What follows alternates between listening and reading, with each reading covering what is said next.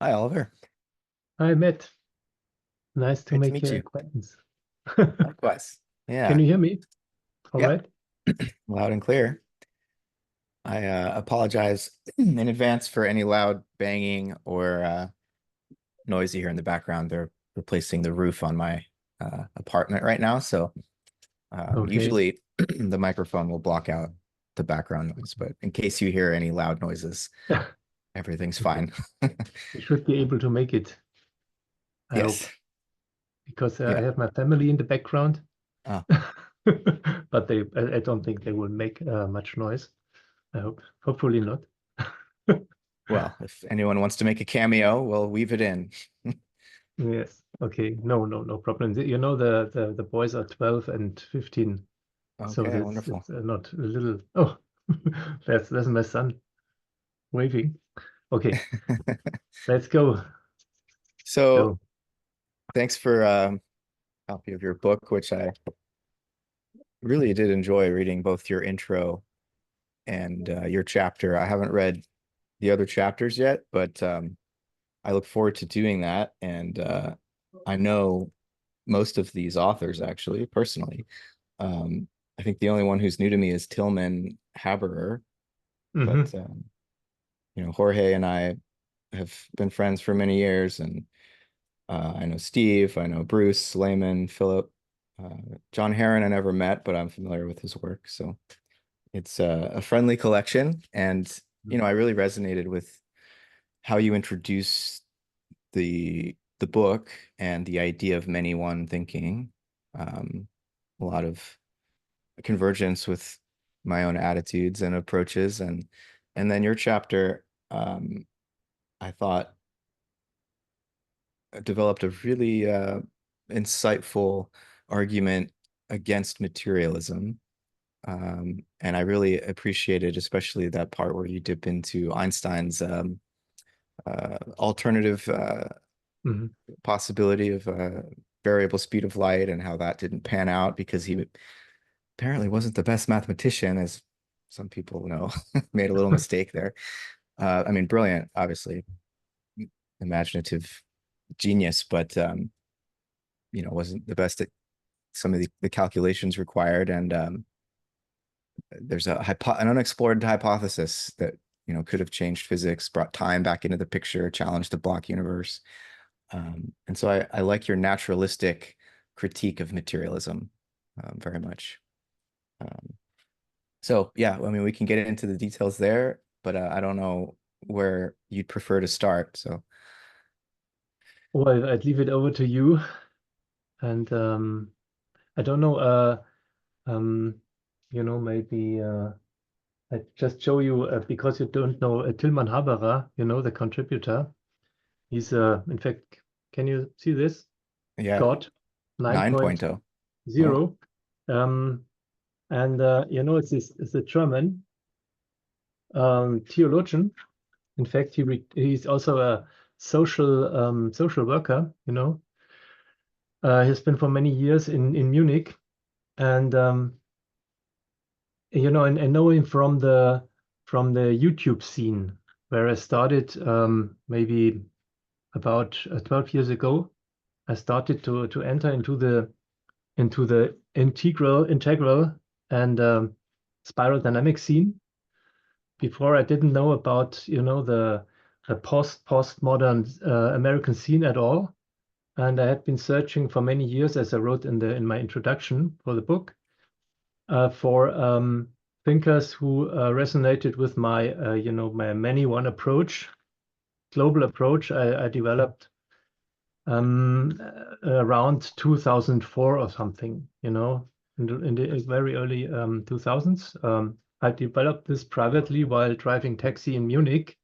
You know, I had studied philosophy in the mid 1990s in Munich, mostly analytic philosophy. And I made my master with a professor who was an analytic philosopher, but also a Christian theologian. Very tricky combination. Um, Lawrence Puntel was his name, and I had and that was very much the combination I was looking for, because before with the well-known analytic philosophers Quine, Putnam, and Kripke, and so on, it's always hardcore materialism. Although Kripke, I don't know, I'm not sure, and I know that Hilary Putnam is Jewish. He is a how do you call it, a Jewish believer, in private, but the teachings he was setting out in public were also very materialistic, and that's my background philosophically. But I was even back then I was very much into meditation. I had started with 15 years or so meditating, and this was for me it was clear that the cosmos had some kind of spirit of its own, and you could make contact with its spirit in meditation, even without any philosophical background involved. It's or not a great deal of. There's always a worldview background, but not many, not philosophical terminology involved. So I was very unhappy with the anti-mind and anti-spirit climate in analytic philosophy, and when I stopped at Munich University, because I had I couldn't afford to go on with my academic career, or to try and make such a career, because I hadn't the means, the financial means. So I stopped. I only drove taxi for some time, and then in 2004, my then girlfriend asked me to write down something, because I always haunted her with my philosophical musings. And she said, well, now you turn 40, you're turning 40, come up with something written and try to make something. And that's what I did in 2004. And there the first idea I had in order to reconcile, modern natural and naturalistic thinking, and the ecological sensibility, and the solidary concern, and also the traditional roots of humans. Was this idea of the complementarity of the cosmos as a whole and its parts, the whole on the one side and the parts on the other side, which is a very unusual polarity, because it's asymmetric, absolutely asymmetric. Nobody would have such an idea, and nobody had before. I was thinking, but in fact, as I learned 10 years later, about 10 years later, John Heron came up with the very same idea, growth idea, a global idea, in 1992, in his book Feeling and Personhood. A psychological book was, and just in passing, he is developing a whole metaphysics of the one many, as he calls it. But I learned this only 10 years later, and that's exactly in the early 2010s, when I came to know via the internet, came to know Philip Clayton and Tilman Haberer, the German theologian, and a bit of Ken Wilber also at the time, and over the years I came to know all the people I later invited to join the anthology. I think it was in 2017, when I made this plan, and I really approached all the contributors, and everyone was happy to contribute something original or from earlier works. So this was the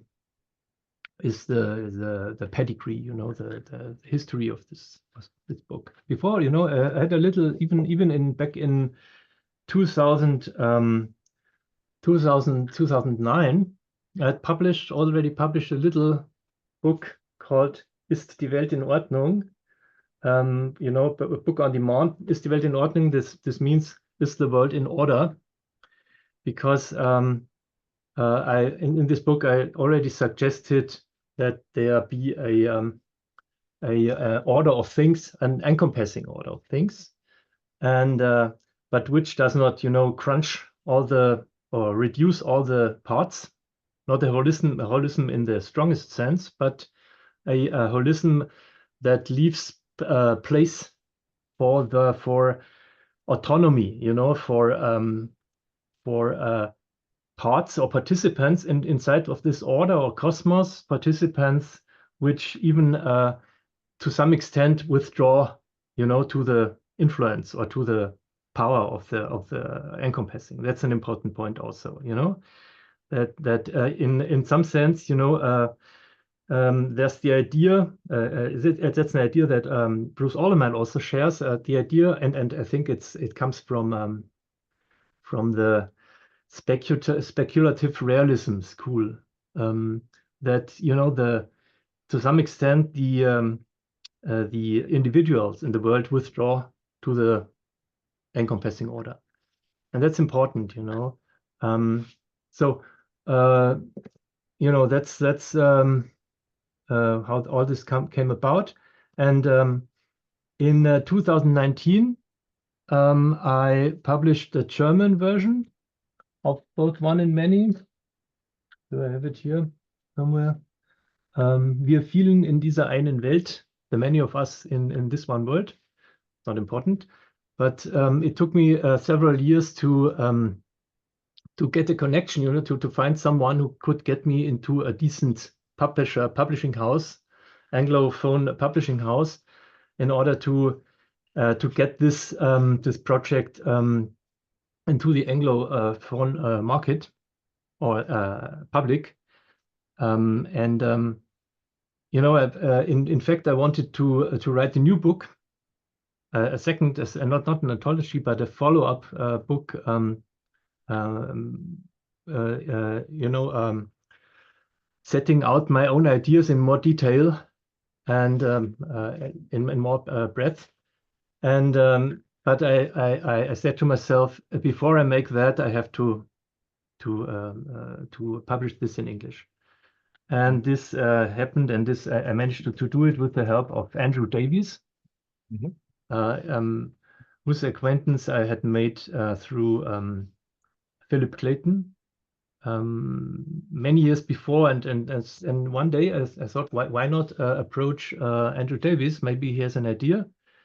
And as you know, as the destiny wanted it, or chance, he had this series in Whippenstock's Cascade series about perspective and perspectives and process thought or something. Studies, yeah. Process studies, which is a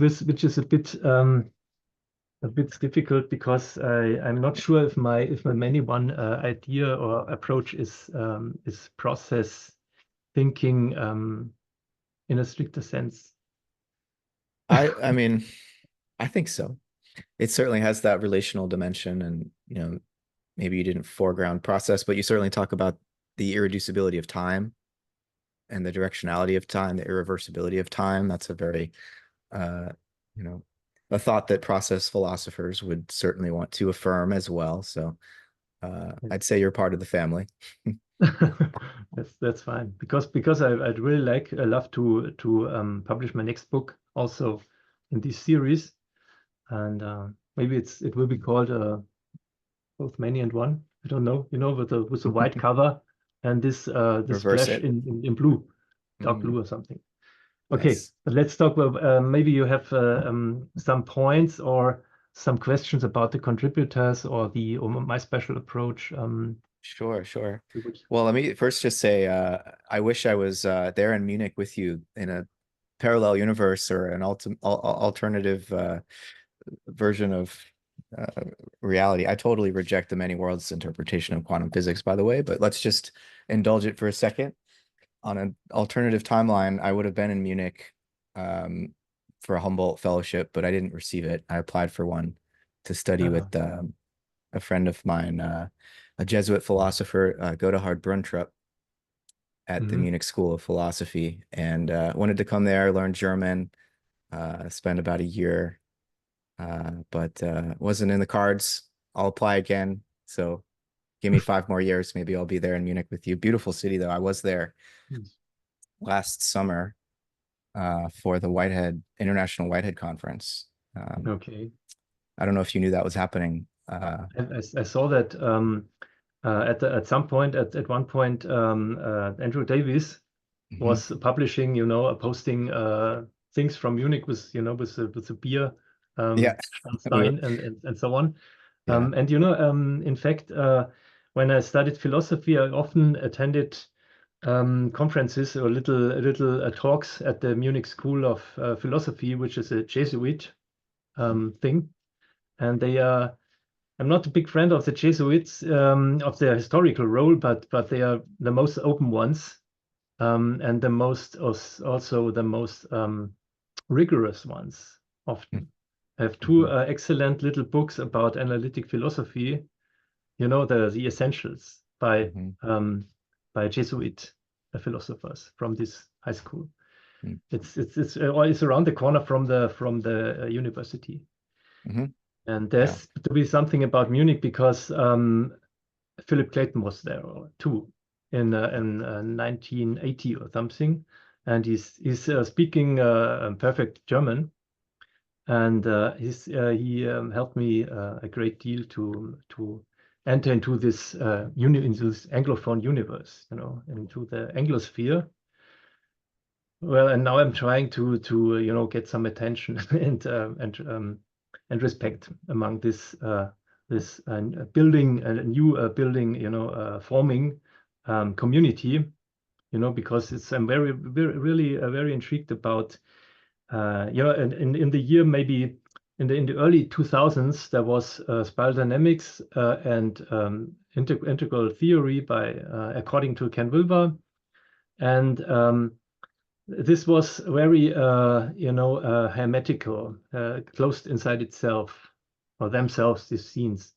And, over the years, the meta-modern, according to Hansi Freinacht, the Swedish guys, came along, and people like Brenton Dempsey, and also luckily, some really good academics like John Vervaeke and Greg Henriquez and yourself and Zach Steen and so on.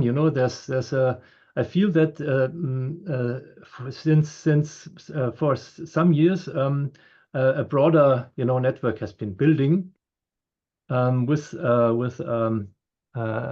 related approaches, and there's I hope that we will have the long breath in order to build this thing, because there are always mechanisms of brand management, always chasing, as we say in German, chasing the next hawk Yeah. across the village.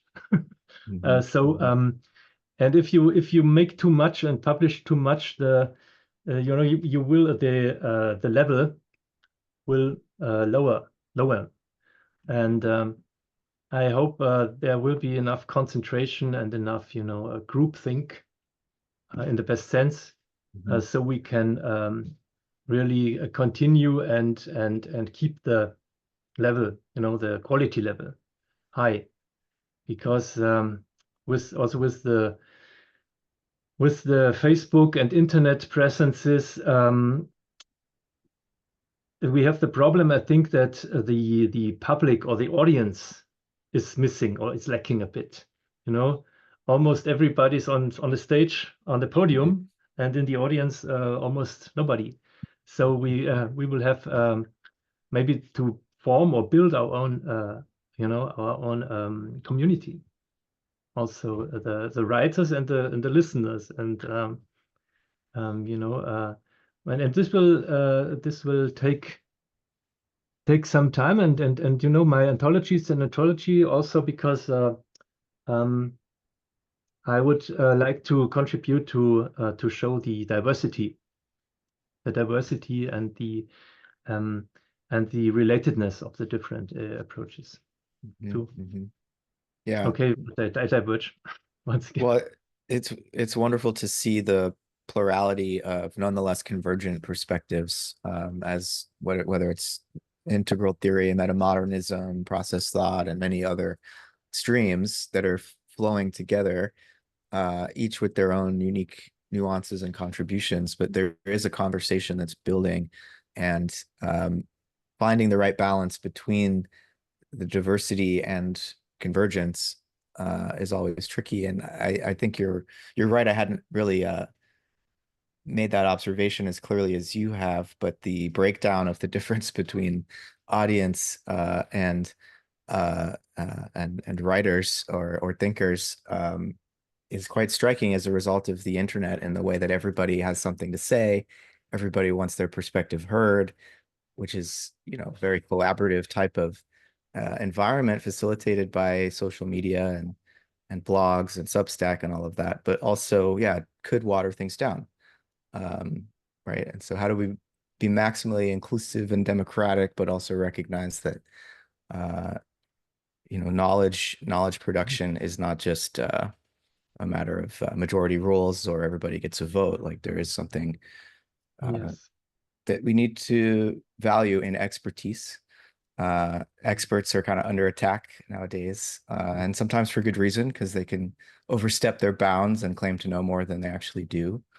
Um, but you touched on this actually in your introduction, I believe, this issue of the respect that is often commanded by scientists who are specialists in some particular discipline, mhm. where we should listen to them, but sometimes they'll go out of their lane and speak on other subjects where they could be just as ignorant as the average person off the street about some other topic. And so, yeah, I'm, eager to continue, collaborating with you and others to, establish a sense of um, a trajectory here that's valuable to the broader culture, but that also has a philosophical core and a scientific core that are robust and well defended and well argued, and that will endure beyond just the next cycle of memes or whatever on the internet that 100 years from now would still be considered a major contribution. Um, and Let's that's hope that's a so. that's a challenge today when people's Mhm. attention spans are so Yes, compromised. yes. So yeah, just to dig into the book a little bit, trying to save modernity from itself, as you put it, or to save modernity from materialism is really important. I see so many people hungry for some spiritual meaning, regressing to a kind of traditionalist worldview. And there are so many potent, resources to draw on from the ancient world that are still relevant. But modernity is there's a light and a shadow, but we don't want to lose the light and that sense of the value of the individual, freedom, this scientific attitude to explore and ask questions and not just take uh, institutionalized dogmas for granted. Um, we need to preserve modernity, absolutely. And finding the right way to integrate the scientific attitude with a deeper spiritual sense of connection to a meaningful universe is really the challenge right now, because too often science is equated with materialism. And I think you do a great job of distinguishing the two. That materialism is actually quite unscientific, actually, um, and that it doesn't leave room for our personhood. And you don't put it exactly this way, but on some level, I feel like your argument is basically that natural science presupposes human personhood. Mhm. As you put Yes, it, the yes, existence of materialists yes. refutes materialism. Mhm. If it were Because, true, we wouldn't be here. yes, it's even, modern science is an organ or a function or an institution of a middle class society, of a Hmm. bourgeois or middle class society. And middle class society presupposes the what's the word in English? Mündig, that the a grown up and responsible person, someone who is able to understand a responsibility, to understand guilt, to understand his own good and the good of other people, and that's presupposed. Otherwise you cannot do even the contracts. Contracts in economy presuppose that you know what you're doing, and not in the sense of a computer, but in the sense of a responsible person. And even in jurisdiction or law, you presupposing that a person is responsible and can be held responsible for their deeds. Otherwise, it doesn't function. So it's always the same play of materialists, sawing on the branch they are sitting on, and but the fights between spiritual writers and materialistic writers are really not, I think, are not the really battlefield. Really, battlefield is for me is the very mechanism of bad modernity. The mechanisms of media, the mechanisms of consumerism, the mechanism of the big urbanism. The urban sprawl. And I'm not sure if we will manage to get rid of these jeopardies, of these risks, of these dangers, and uh, and calamities in time, because we are racing right, or dashing right into a wall, into a bottleneck, where we likely will get stuck. And that's not a question of worldviews in the philosophical sense, because in any case, if you or I are trying to understand the difference between Einstein's first idea, the one which permits for genuine time, and his second idea, which melts time with space, geometrizes it. Um, we can try to dive into the mathematics, and it will be difficult. I know I once studied agriculture back in 1985 or something. And in this study, we had very, very ambitious mathematics and physics courses. And I learned very much. I learned the whole basics that I know now. And I can tell you that these mathematics are really tricky. And I can understand some of these, and or even if when Ilya Prigogine, Prigogine, he made an attempt to replace the materialism, the block universe, by really something, an emergentist, and a picture of resonance. And he changed the whole mathematics. And this is eventually, although I have a really robust education in these subjects, you recognize when you go as soon as you go into the details, you recognize that you hit your limits mathematically, you know. But you also see that the main argument, for example, with cosmic inflation or something, have nothing to do with the mathematics, but there is always an ideological materialistic agenda behind it. And it is really almost childish, I would say. It's not a great deal of it. It's not in no way is it enforced by the mathematics, or we have to do this because the mathematics tell us, or superstring theory. There's always a materialistic agenda, but this doesn't change that we have to get the math right. And it's very difficult, quantum theory, general relativity. It's easy to get some basics if you understand some mathematics, but as soon as you get into the tensors or something like that, it's really tricky.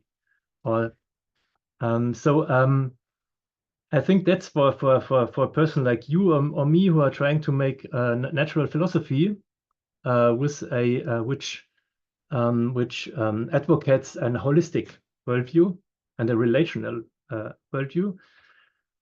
We will really have to struggle with the mathematics, with the mathematical foundation. You can't say, for example, oh, I'd like to make this to do this variable speed of light cosmology, and well, the other physician, physicist will come up and he'll tell you, no, with your variable speed of light, you don't get the gravitational waves inside the picture.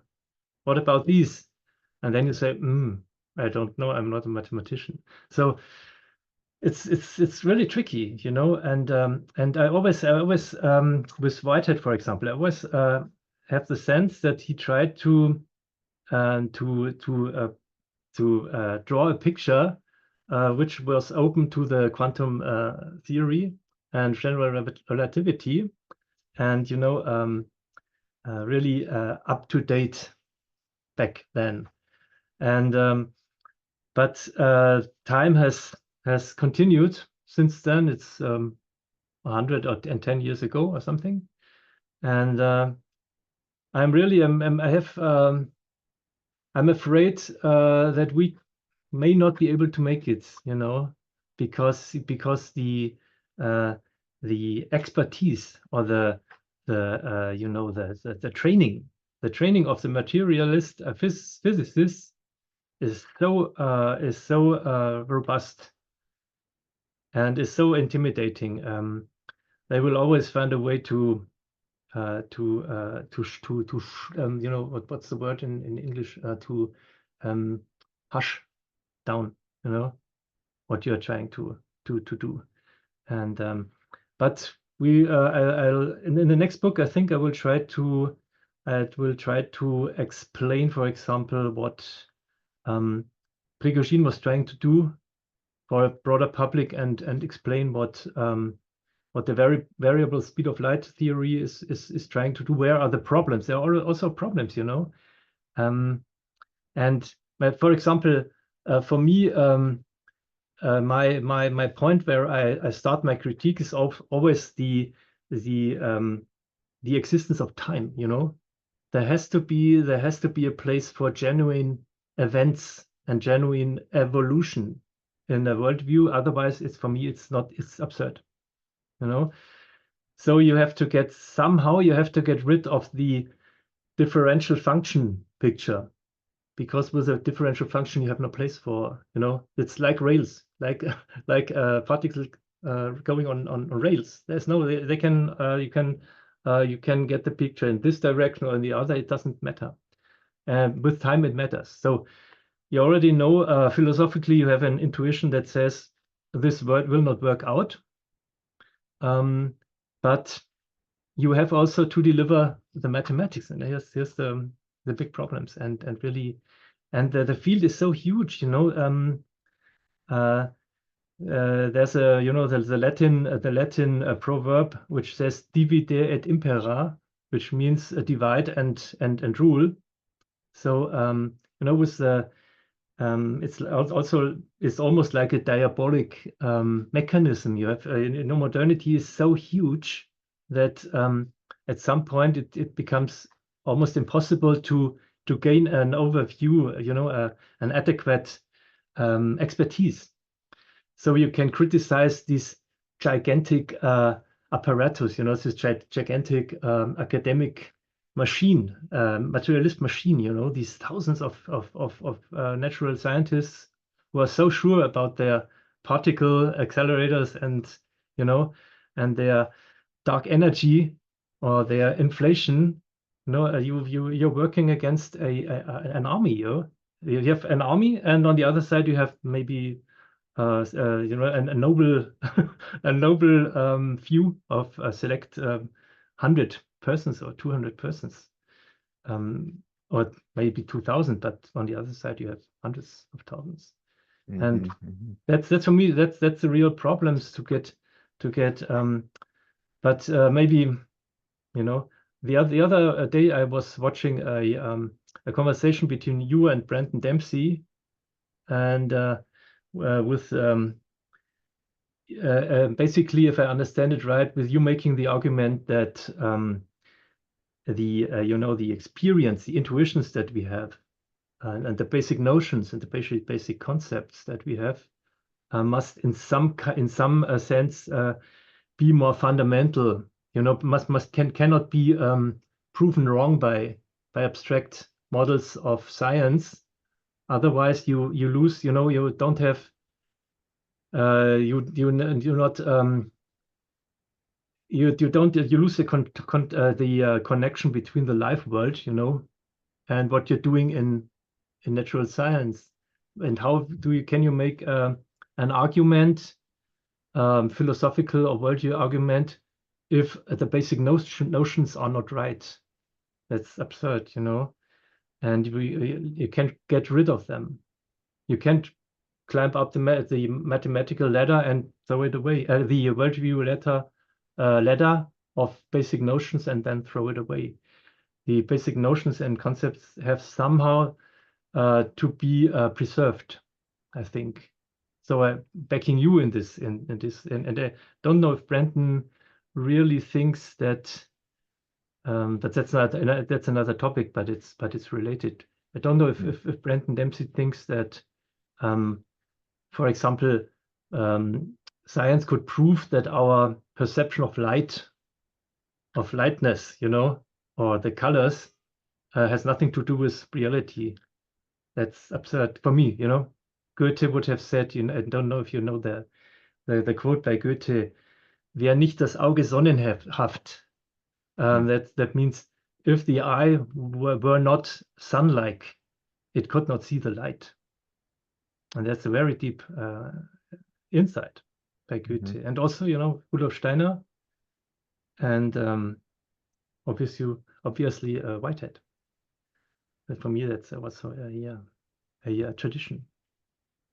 So okay, but I diverge. I agree with everything you're saying, and the difficulty of getting a fair hearing among scientists, especially physicists, for whom quantum theory, relativity theory is heavily mathematical, and to not be able to meet them on that playing field, at least personally, I have to rely on the popular books that physicists write, where they don't include the equations usually, or just minimally. But it's in those popular books where their natural philosophy and their metaphysical assumptions become clear, even if they don't call it that. They can't help but make statements that, show how they are relating to their own science and their models ultimately in a way that is basically theological. They're trying to answer questions of deep meaning and existential significance and where we derive that based on their science, right? And so then it starts to become more in my wheelhouse, and I feel more competent to engage, right, on that level. And very often, at least in the US, there are very prominent astronomers and physicists who will dismiss philosophy, even as they themselves are doing philosophy in much of their public education about science. It's just bad philosophy in it because they don't realize that they're doing philosophy. But I'm optimistic at least that there are an increasing number of physicists who are critical of the dogmatism. I mean, you cite Unzicker, whose work I'm familiar with. Sabine Hossenfelder has written some books on, like her book Lost in Math, with the dangers of a kind of model centrism, um, as I've referred to it, or as Whitehead would refer to it, the fallacy of misplaced concreteness, where you start to get into this trap as a materialist where you think that you can derive life and consciousness from the model, and it's getting the order of the origination of those abstractions completely backwards, Mhm. right? All scientific abstractions must arise out of our human life world, right? Mhm. We can learn things that we wouldn't have noticed if we had just remained sort of ensconced in the Umwelt, Mhm. of our sensory world, but we can never untether that knowledge, those abstractions, from that life world, right? There's a sort of, I mean, it's a transcendental kind of argument here, and I Mhm. don't want to end up in the sort of idealism that Kant did with that argument, but there are conditions that make science possible, and one of those is, as you I think argued very clearly, human personhood, that we are conscious agents, that we have uh, the ability to think freely and explore hypotheses and then deliberately test them. That means that purpose, agency, consciousness, that these are all real features of nature. They must be. Otherwise, we wouldn't be here doing science, you know? And so I think that's a core philosophical commitment that you and I share. Um, and Whitehead is a philosopher who, yes, 100 years ago was able to, given his knowledge of mathematics, and he had studied with uh, the student of James Clerk Maxwell, was his professor at Cambridge, Mhm. whose name I forget at the moment, but he knew Mhm. the equations of electromagnetism very deeply, and so was well prepared to understand what Einstein brought into the picture, Yes. and he was well prepared to understand the quantum revolution. Um, and actually, right around the same time that Einstein and Bergson had their encounter in Paris about the reality of time and the extent to Mhm. which special and general relativity were the final word on time, Bergson said not so much. There's lived time, and Einstein said that's just illusion of your perception.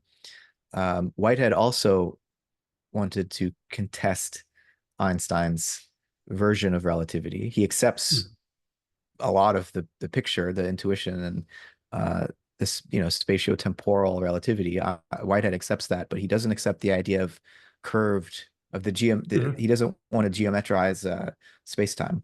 because to collapse geometry and space and time for Whitehead was a big problem, especially if you introduce this curvature as Einstein did. Whitehead thought that this led to certain epistemological contradictions where measurement becomes impossible, especially in deep Okay. space. Okay. Because basically, uh, if Einstein is right that space time is warped by mass, then in order to measure deep space, we would first need to know where all the mass is to account for the curvature. But to know where all the mass is, you first need to measure. And so Whitehead says in Mhm. his book on relativity, you end up in a situation where you need to know everything in order to know anything. Um, and so he reformulates relativity to be more along the lines of electromagnetism. It's some kind of a force, not a curvature, Okay. Mhm. and develops the tensor equations and all of this. And it was thought to Yes. be, according to Eddington at the time, who reviewed Whitehead's work, it was thought to be empirically equivalent to Einstein's Mhm. equations.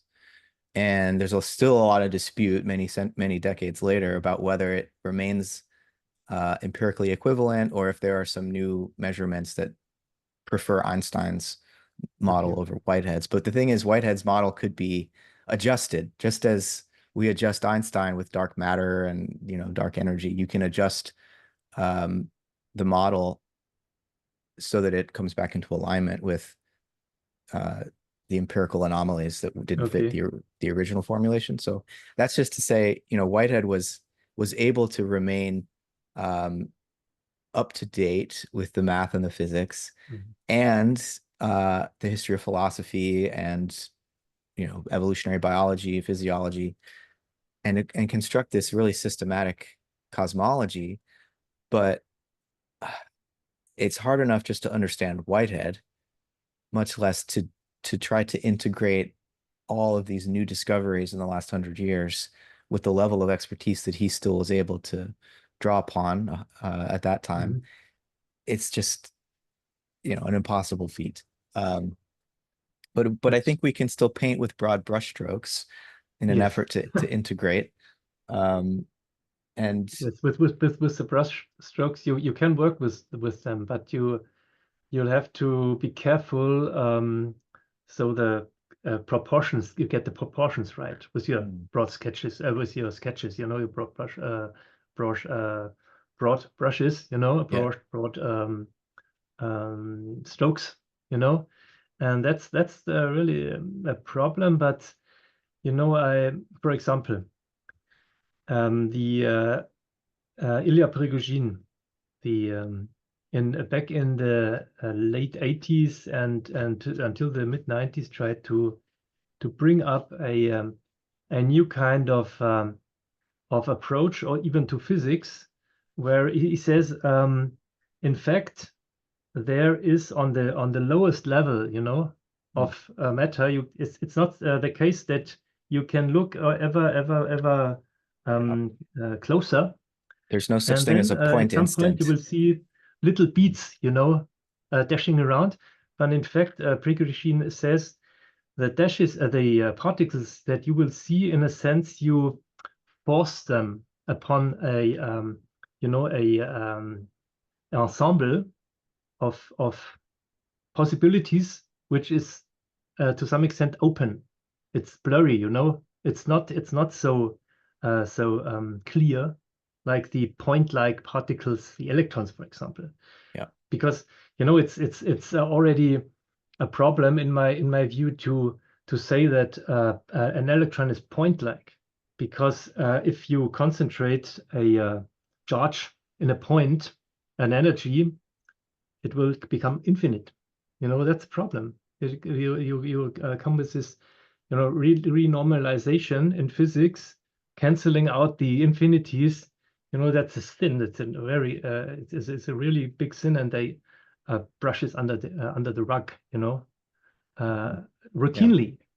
yeah, Also, as a singularity in a black hole. What does it mean? Does it mean that time stands still, or does this make sense? yeah. No, So yeah, these are the broad brushes. These are the points where I would start to criticize, and then very carefully, in order not to make yourself ridiculous, yeah, from the start, try to look for alternatives, and yeah, get yourself support from Ansika, or people like him.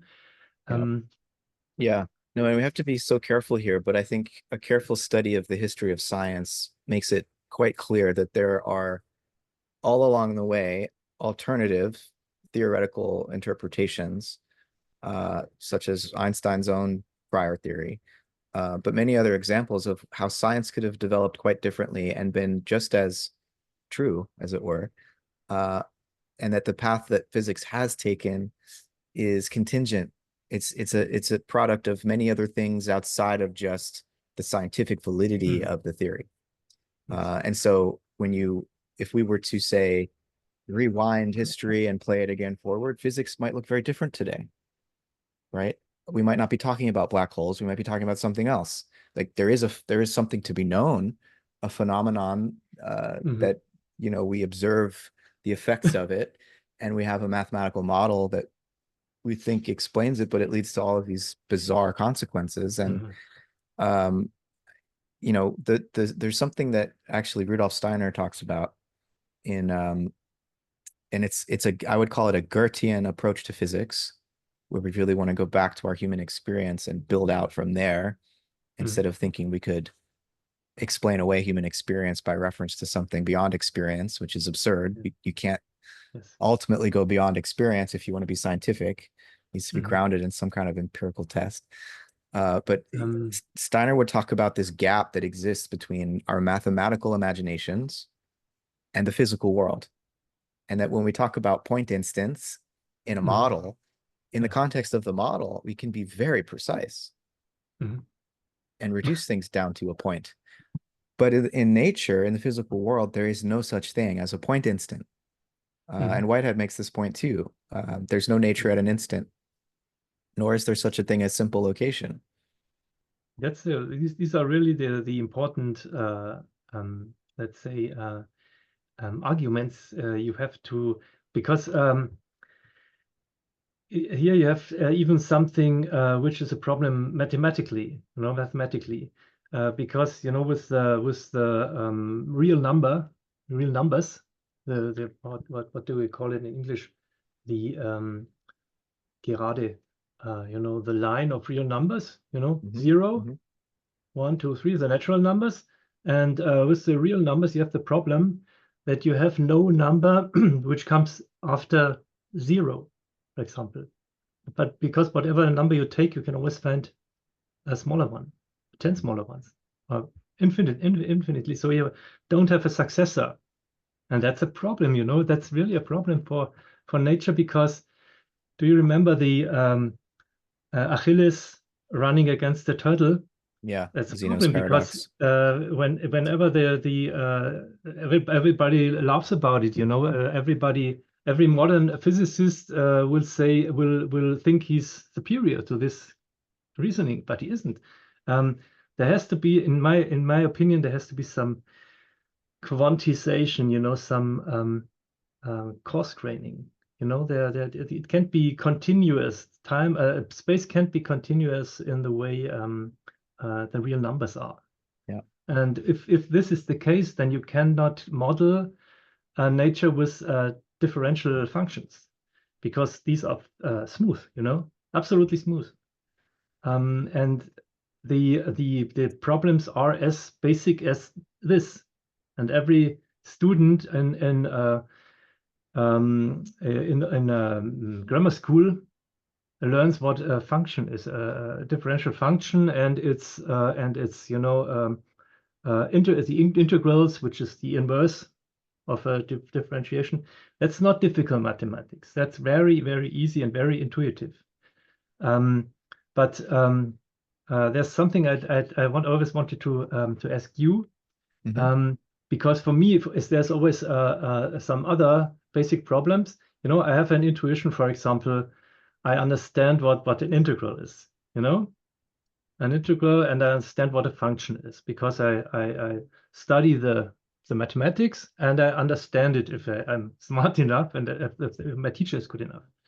So for me, the riddle is, um, how come that this mathematical intuition is even possible inside your Mm. inside your mind? How can this fit with anything in the world? There has to be some fitting, like right, preordained, Yeah. fitting, the kind of Merleau-Ponty, Merleau-Ponty, Yeah. he's really struggling with this problem, struggling with the language, how to put this fitting, and as I think for materialism, um, it's always also a point I think that Thomas Nagel was making. Um, it is absolutely inconceivable how in a materialist world, natural beings should be able to grasp anything about the overall um, order of things. Why should they be possible? They don't need it, and they are so finite they shouldn't be able to do it. And that's for me another strand of argument. Yeah. Well, we could again go back to Kant and his transcendental perspective here on mathematics. And I know there are issues with even the very idea of a distinction between uh, synthetic a priori truths and so on that the last few hundred years of philosophy have uh, brought into question. But I still think there's a way in which space and time are a function of our own organization as organisms.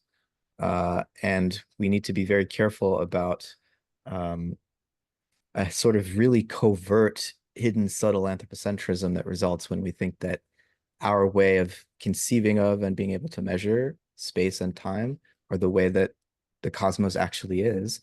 And physicists are more or less aware of this, which is why something like string theory and its 11 some odd dimensions is taken seriously. We recognize scientifically that we might be incapable of perceiving what we can nonetheless conceive mathematically with all of these higher dimensions. And Kant was still in a Euclidean kind of a framework, so that space was three-dimensional and time was just this succession of instants. But there's a sense in which space and time are a function of our own organization, I think. And when we try to make sense of Of our biological organization, of our biological organization, you want to say, of our biological, bodily condition yeah, and yeah, living condition. yes, Yes. our cognitive organization, which is biological. Okay. Yes, right. And And so that's our that's experience almost of trivial. That's almost trivial because we are ex hypothesis, we are living in space, in time. So how can we be wrong about what we are and how we perceive and experience ourselves? well, this is like the question of pluralism, the pluralism of perspectives and different forms of biological organization give rise to different Umwelt. Umwelten, I guess in German would be the plural, right? And so what is space and time if every organism has maybe an overlapping, but also a somewhat different way of bringing forth that spatiotemporal arena, which is always tied back to a specific form of perception. And this is where I think your work might be more Whiteheadian and process relational than you realize, because your response to Zeno's paradox uh, is Whitehead's response too. Okay. That's why he comes up with the idea of the actual occasion. Time and space are not continuous. They're, he would say, epical. There are these pulses or these Yes. you know occasions of experience. And so nature is ultimately made of events which are more or less overlapping. And what we think of as space and time are not pre-existing containers that we inhabit. It's a relational field. It's space and time for Whitehead become something more abstract, actually, that has more to do with how different perspectives relate and coordinate with one another.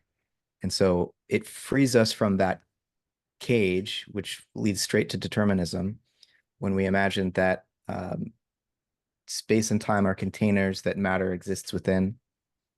Okay. Yes. That's clear. There's no such thing as matter anymore in Whitehead's view. There's just creativity, which is to say the physical universe is new in each moment. And it's not just a new arrangement of already existing particles or something. It's Yes, that's interesting. You know, with Whitehead, what I find interesting, for example, is this idea of a kind of updating. You know, every moment. You know, it's the every point, so to speak, and society and so on in the universe is updated with an infinity almost of information coming from everywhere. And that's interesting. You know, you have a discontinuity, but you have also at each instant and every point you have a new blossoming or a new outbreak, you know, of or reformation. And that's interesting. And but I wonder, you know, I'm personally I would call my view cosmic holism. So I would say the encompassing, you know, the encompassing and the wholeness and the the cosmos as a totality, in some form, it's the outer space, the universe is this a cosmos? But it's very difficult. And I think in Whitehead's times, they didn't know about other galaxies already. Maybe the Andromeda Nebula, but they didn't know it was this huge. Yeah. I mean, And even Kant kind of already in his universal history already kind of knew that those nebulas were other yes, galaxies, other Milky Ways, but Welteninsel, world insulas, he called uh-huh. them. Yeah. Islands, world islands, Mhm. Welteninseln. This is interesting. But that for me is really a tough piece of work to, to even to tell what is outer space, what is this dark void space with these these clouds of dust and these suns and planets. What is it? How does it begin? Because um, there are really very basic problems. If you, for example, if you say the universe has never begun, that means then you can also or can ultimately you can at once you can ask, how did it ever come to now? If it's infinite, because a succession of moments will never end. Also Kant was always talking about the synthesis of moments, I think, Mhm. and if you think of it in terms of a block universe, there's no problem because all moments are there all at once. There is no succession. But if you have a really evolving universe, then one moment has to come after the other. And I think that the consequence is that the past has to be finite. But what then came before? You know, Yeah. No, it's where always it's the for me it's a great puzzle how to fit the outer space, the universe, as we call it.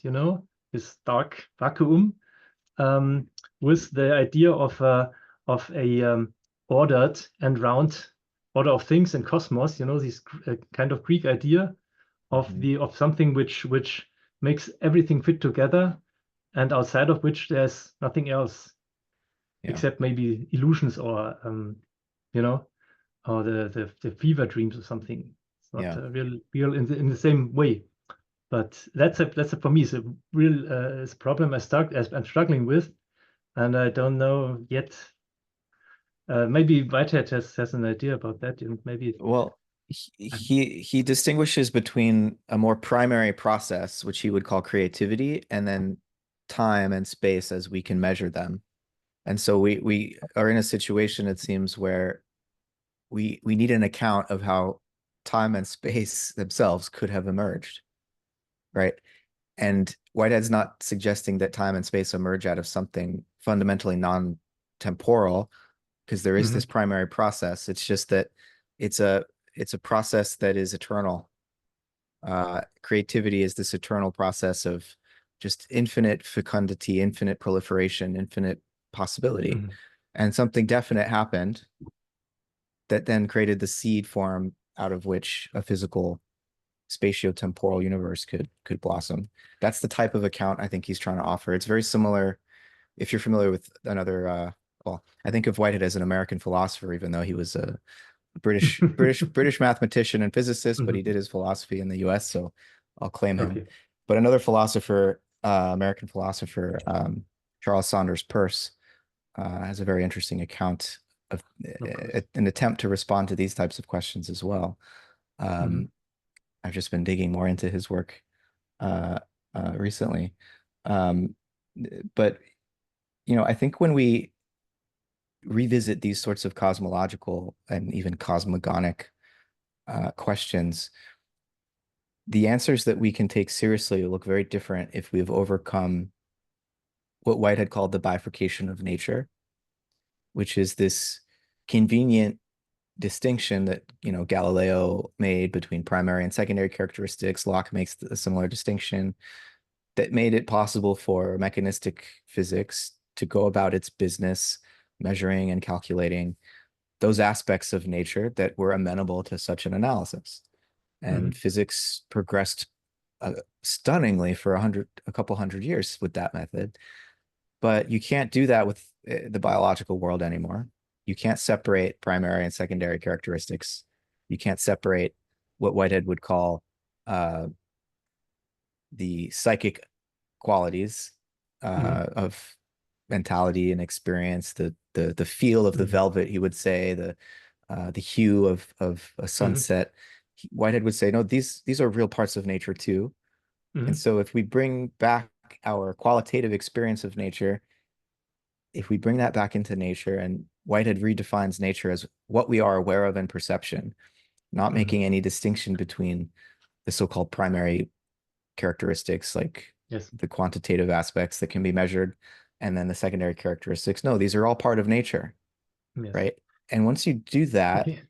trying to understand history as if our own the qualitative texture of our experience were just as real as the wavelengths and various metrics of physics, Mhm. then we're not just talking about clouds of gas anymore.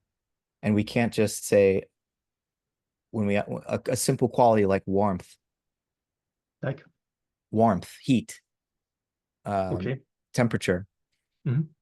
The scientific definition is related to the kinetic activity of Mhm. molecules. Does that really intuitively for me? I feel like that's not.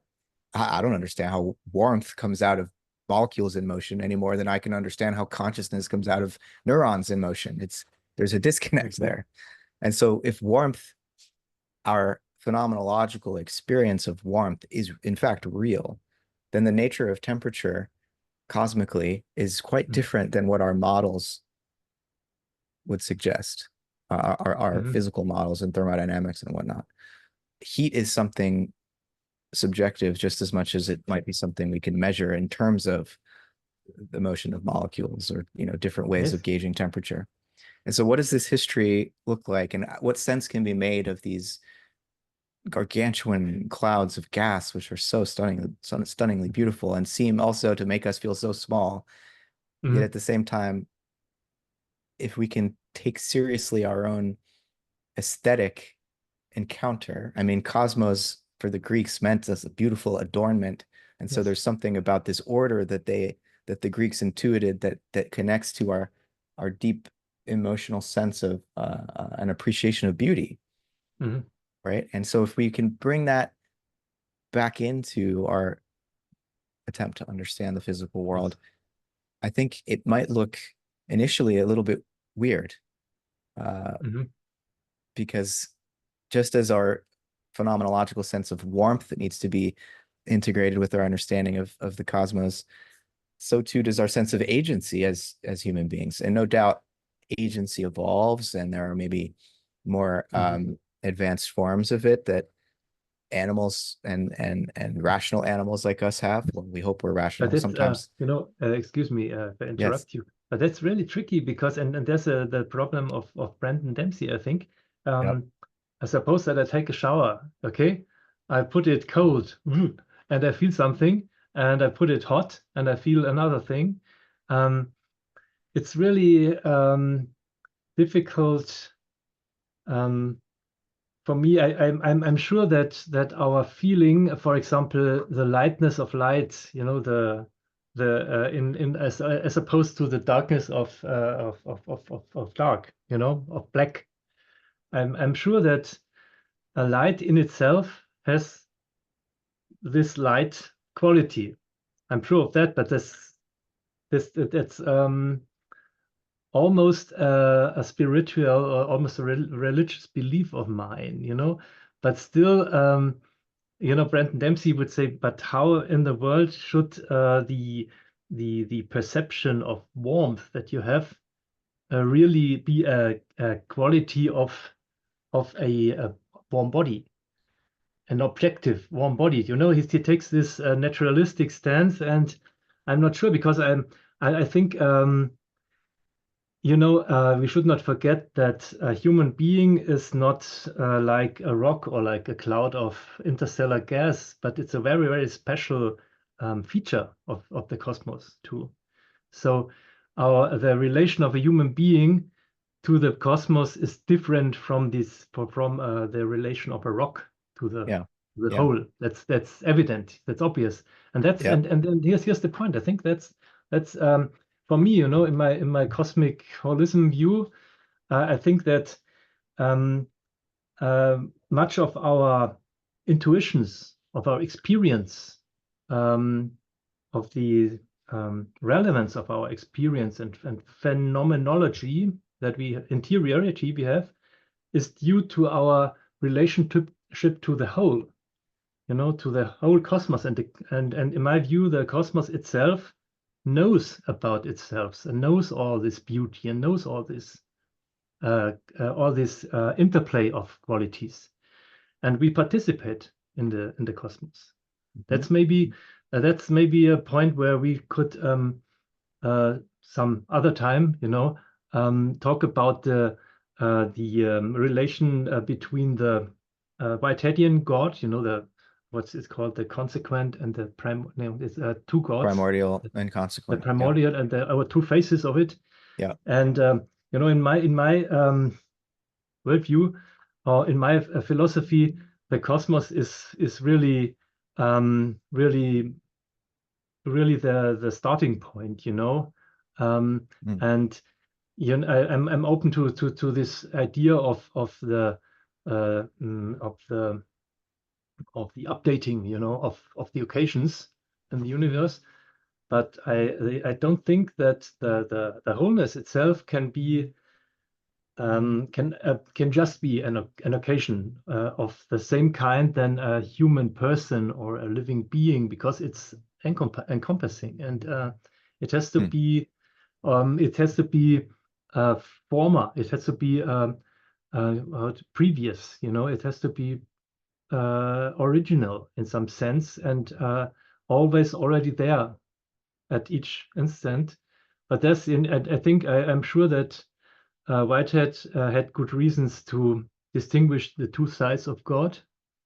You know, by the way, I think um, the terminology is borrowed from music, I think. And but can you tell you another time that in music there you have a notion of the original and the consequent. Um, I think it's in the construction of a musical piece or something. I can tell you another time. This I think he got this.